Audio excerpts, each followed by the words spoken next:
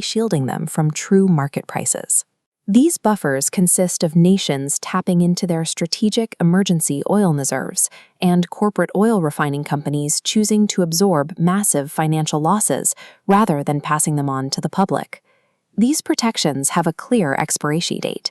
Once these reserves run dry and corporate ledgers can no longer sustain the losses, the resulting spike in daily expenses will be felt immediately by the public. This refinery represents the first shock absorber. In India alone, oil refining companies have already taken a 1,000 crore loss just to hold consumer fuel prices steady. Meanwhile, countries are aggressively burning through their strategic emergency oil reserves at a pace that far exceeds their ability to replenish the global supply chain. This chart plots global oil reserve depletion based on JP Morgan projections. By September, if conflict continues, reserves will reach a level where they cannot meet demand. The data warns that crude oil prices could then surge up to $150 a barrel.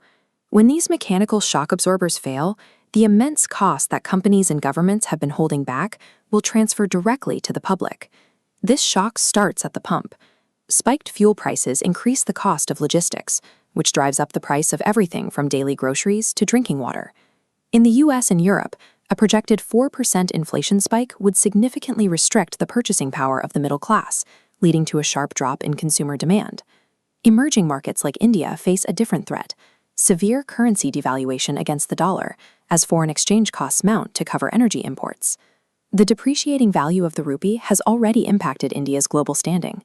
Falling currency values have caused India's GDP rank to slide behind the UK, reversing recent gains. The collapse of these oil buffers points toward a dual crisis: a sharp drop in domestic purchasing power for some nations, and a slide in global economic standing for others. As global trade flows constrict, the capital required for government price capping will become harder to secure, placing the burden of rising costs directly onto individuals.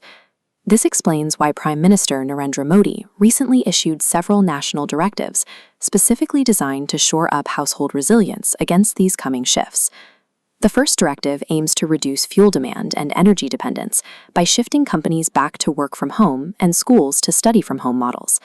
The second directive focuses on slowing capital flight. By delaying gold purchases for a year, citizens help keep capital circulating domestically, which provides a level of support for the national currency. To preserve foreign exchange reserves, the government is advising citizens to pause international vacations and choose domestic landmarks like the Statue of Unity for weddings and travel. These warnings provide a practical guide for preparation, an evacuation plan, to help families weather the market shift